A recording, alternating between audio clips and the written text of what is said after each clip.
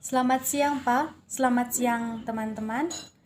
Pada siang hari ini kami dari kelompok 1 akan memaparkan materi kami, materi manajemen keuangan tentang laporan arus dana dan laporan arus kas.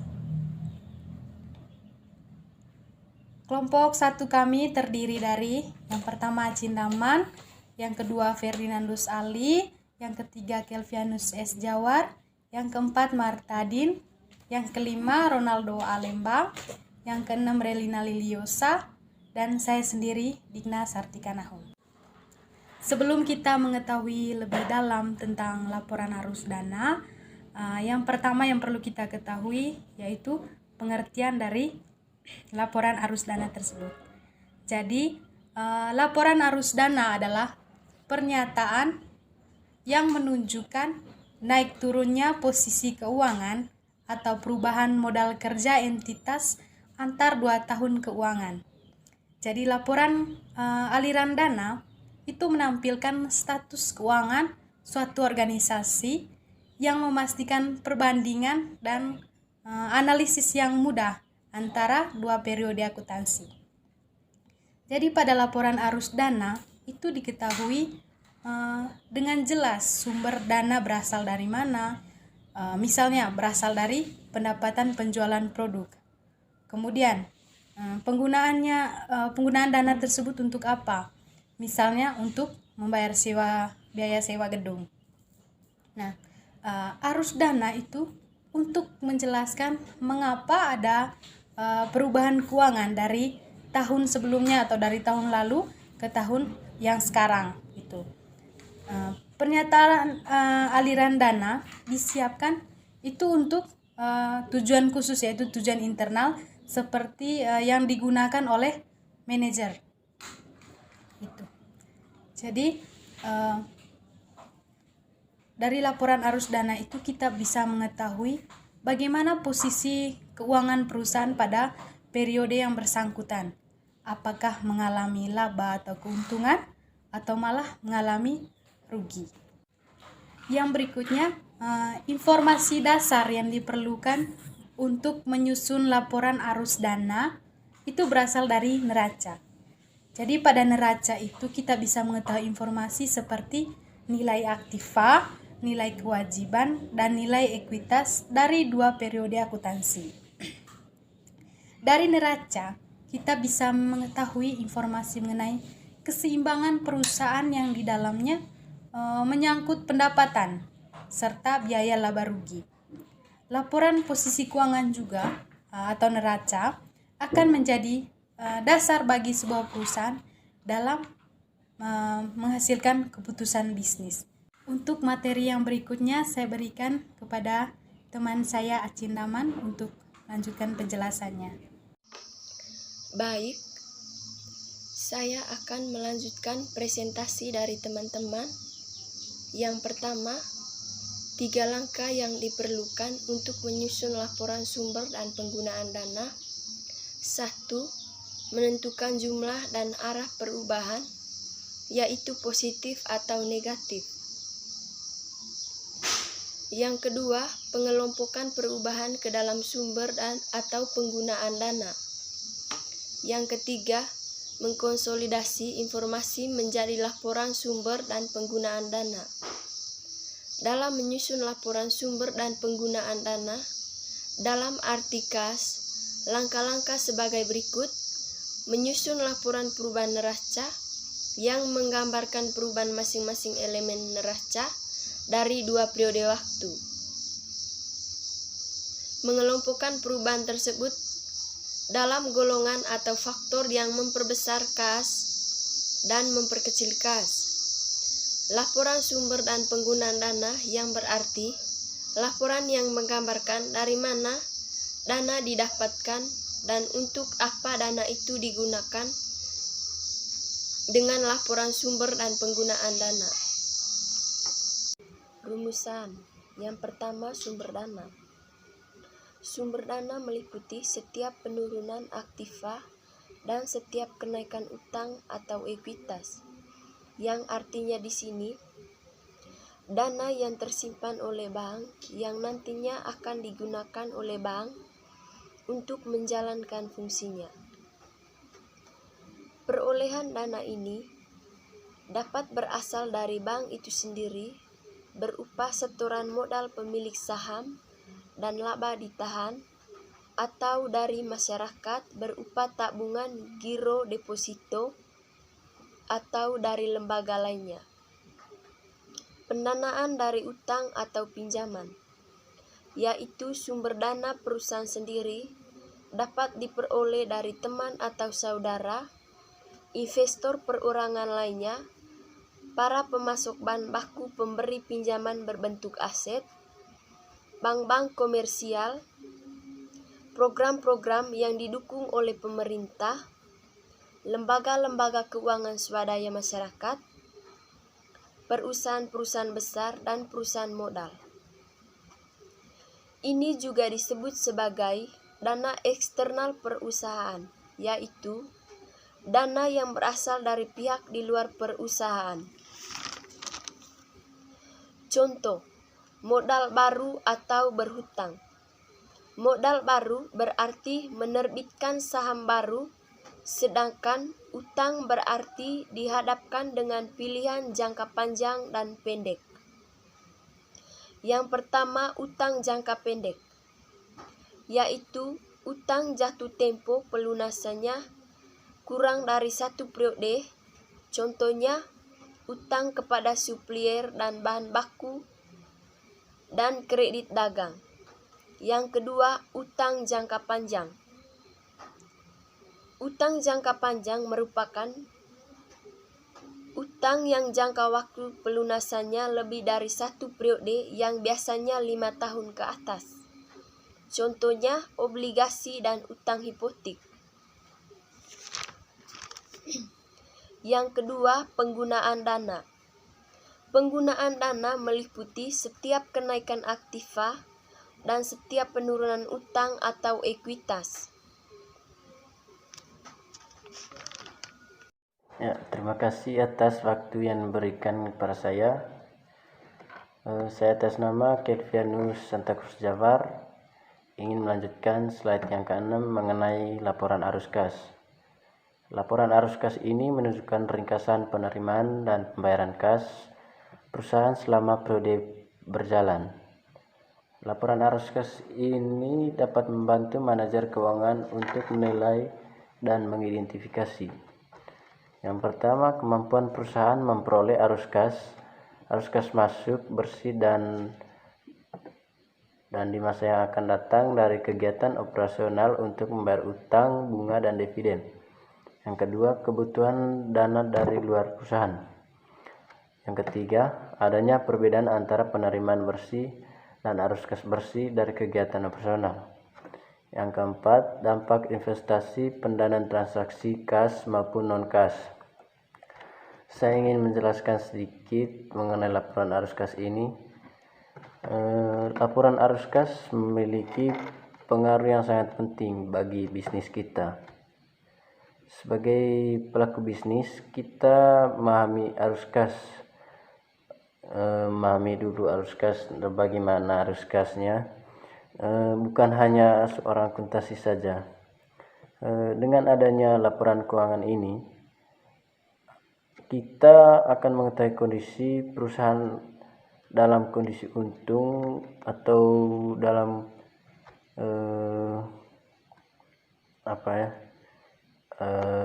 rugi lah. Kita mengetahui kondisi untung dan ruginya kita. Pada biasanya contoh laporan arus kas ini juga berisi mengenai pemasukan dan pengeluaran kas perusahaan dalam periode tertentu. Sebelum kita mengetahui pengertian, contoh cara membuat laporan arus kas juga kita pahami dulu hal apa saja yang ada pada arus kas. Mungkin ini saja yang perlu saya sampaikan mengenai laporan arus kas ini. Saya kembalikan kepada saudara saya yang yang melanjutkan slide yang ketujuh. Kepada saudara saya beri waktu menjelaskan yang slide yang ketujuh. Terima kasih. Baik, saya akan melanjutkan penjelasan dari teman Kevin. Sebelum saya melanjutkan ke materi, saya akan memperkenalkan nama saya terlebih dahulu.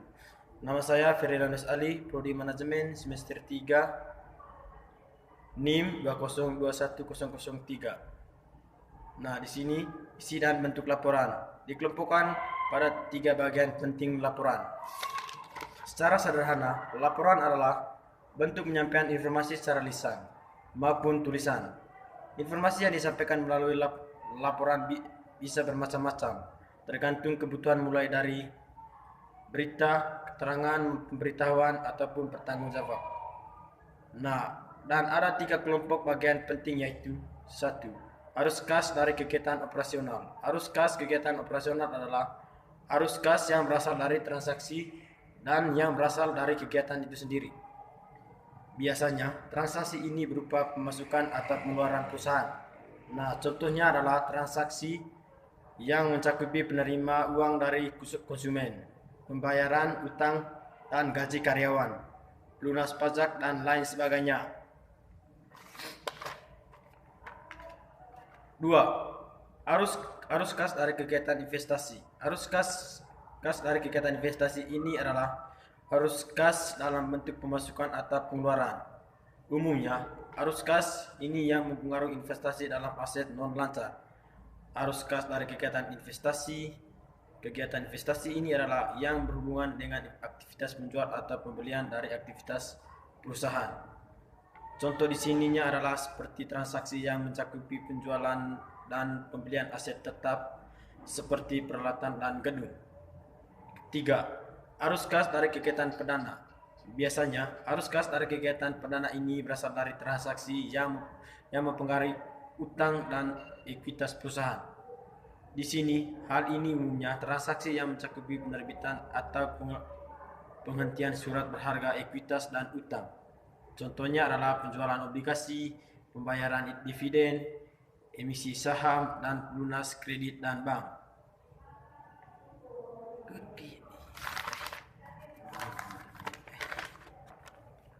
Nah, di sini ada 2 metode pelaporan arus kas, yaitu yang pertama, metode langsung.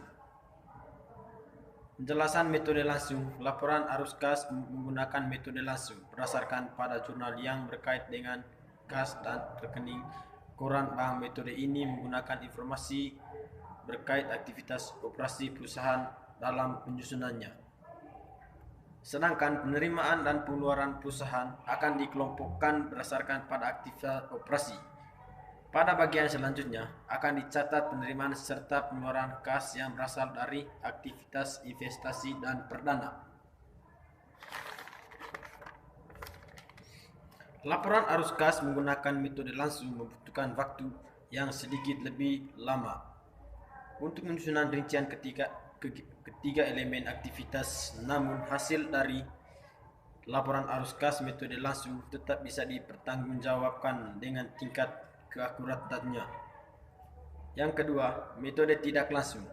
Laporan arus kas metode tidak langsung disusun dengan 3 elemen secara lengkap, yaitu sumber data dari laporan arus kas metode tidak langsung, sedangkan laporan laba rugi periode bersangkutan. Laporan laba rugi di sini mencakupi digunakan untuk mengetahui laba bersih memiliki perusahaan. Dan sumber data berikutnya yang dijadikan sebagai patokan dalam penyusunan laporan arus kas akan merancang neraca pada periode berikutnya. Penyusunan arus kas tersebut dilakukan dengan membandingkan neraca dan laporan laba rugi. Kegunaan dari perbandingan data antara laporan laba rugi terkini dan neraca periode berikutnya digunakan untuk memantau pergerakan instrumen yang berkaitan dengan kas perusahaan, juga mengetahui tingkat kenaikan instrumen yang berhubungan dengan kas. Baik, saya akan melanjutkan presentasi dari teman saya mengenai arus kas kegiatan operasional. Arus kas kegiatan operasional adalah arus kas hasil transaksi yang berasal dari kegiatan itu sendiri. Biasanya, transaksi ini berupa pemasukan atau pengeluaran dari kegiatan operasional sebuah perusahaan. Jumlah arus kas yang berasal dari kegiatan operasional merupakan indikator untuk menentukan apakah kegiatan operasionalnya dapat menghasilkan arus kas yang cukup. Hal ini agar bisa melunasi pinjaman, memelihara kemampuan operasional organisasi, membayar dividen, dan melakukan investasi baru tanpa mengandalkan pada sumber pendanaan dari luar. Cara menjaga arus kas operasional yaitu: yang pertama, menentukan budget. Untuk menghindari laporan arus kas menunjukkan hasil yang negatif, maka sangat penting untuk menentukan budget. Dengan menentukan budget untuk semua keperluan operasional usaha, sama halnya Anda telah memiliki kejelasan untuk pembiayaan sehingga terjadi penyesuaian kas untuk keperluan usaha atau bisnis tanpa harus kehilangan lebih banyak uang di luar perencanaan, sehingga arus kas operasional Anda akan tetap bernilai positif. Yang ketiga, tingkatan penjualan. Penerapan diskon adalah salah satu cara yang akan membantu untuk dapat meningkatkan penjualan dan menerima pembayaran secara cepat, sehingga antar laporan penjualan dan ketersediaan kas menjadi dua hal yang sama-sama bernilai positif. Yang ketiga, amati aktivitas kas. Pengamatan berkala terhadap aktivitas kas operasional ini sangat penting untuk dilakukan dengan menggunakan software keuangan semacam jurnal akuntansi online. Berikut contoh kas masuk dari arus kas kegiatan operasional. Yang pertama, penerimaan kas dari penjualan barang dan jasa. Yang kedua, penerimaan kas dari sewa dan penjualan aset setelah periode sewa. Contoh kas keluar dari arus kas kegiatan operasional perusahaan. Yang pertama, pembayaran kas barang dan jasa atau supplier. Yang kedua, pembayaran kas kepada karyawan. Yang ketiga, pembayaran kas biaya pinjaman. Yang keempat, pembayaran untuk biaya pajak. Baik, terima kasih atas kesempatan yang diberikan kepada saya. Saya atas nama Martadin akan melanjutkan materi dari teman relainnya, yaitu arus kas kegiatan investasi.